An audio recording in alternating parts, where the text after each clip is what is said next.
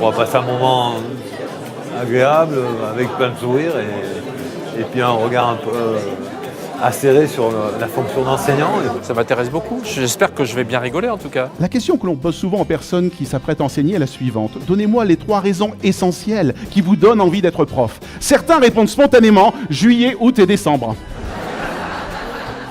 C'est le message que j'ai fait passer aux enseignants avec qui j'ai mangé à midi. Ce soir, j'ai bien pensé à vous et j'essaierai de repérer parmi souvent les caricatures d'enseignants certains d'entre vous. Cours de SVT, écoutez-moi bien.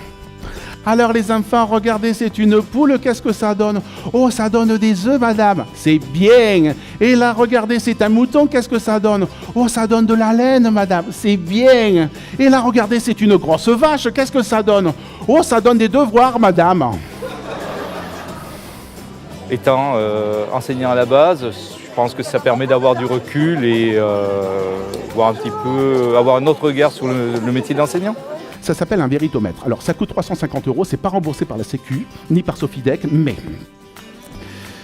ça a le mérite de retentir et de faire un bruit qui est le suivant. Ding dong! Dès qu'on ne dit pas la vérité.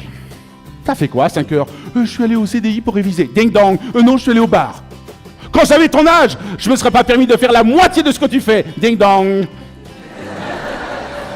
Il faut voir le spectacle pour voir que finalement, il a su recréer tous les problèmes que connaît l'établissement, aussi bien les élèves, les professeurs que les directions.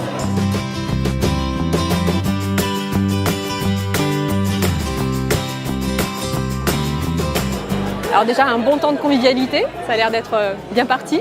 Le spectacle d'Éric Lalo, voilà. Je suis enseignant et je me soigne, quelque chose comme ça.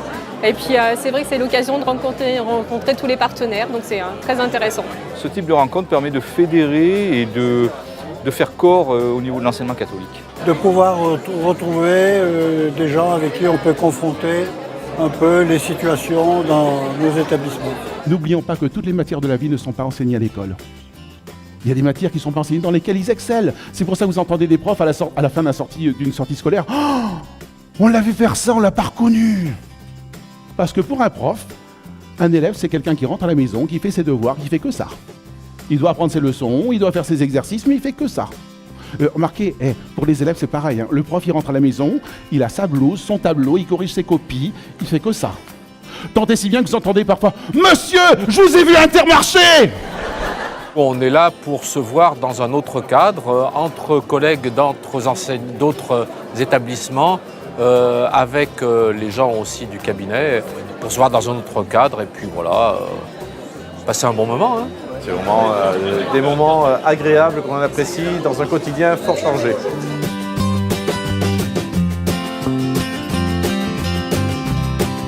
Le cabinet Sofidec est un cabinet d'expertise comptable et de commissariat aux comptes avec Audit Dauphiné.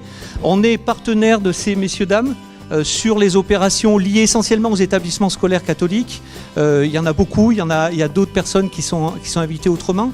Je crois que cette soirée-là, elle est placée sous le signe du partage. Le cabinet Sofidec, c'est un cabinet avec qui c'est agréable de travailler. Si on est fidèle à ce cabinet, c'est que tout va bien et que tout arrive correctement et dans les temps.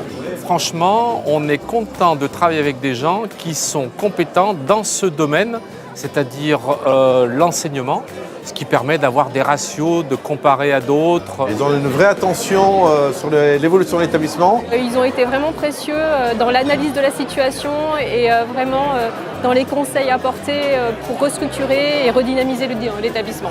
Monsieur Grognon, la vie est une arène. Et dans cette arène, vous avez le choix. Soit vous restez assis sur les gradins pour regarder ceux qui se produisent en bas, ou alors avoir le courage de descendre et d'être la personne que vous êtes à travers vous, votre spectacle. Je suis prof, mais je me soigne. Alors je vous dis de suite, il y a des gens qui vont adorer, mais il y a des gens qui ne vont pas aimer du tout. Vous savez pourquoi? C'est normal. Parce que ça s'appelle la vie.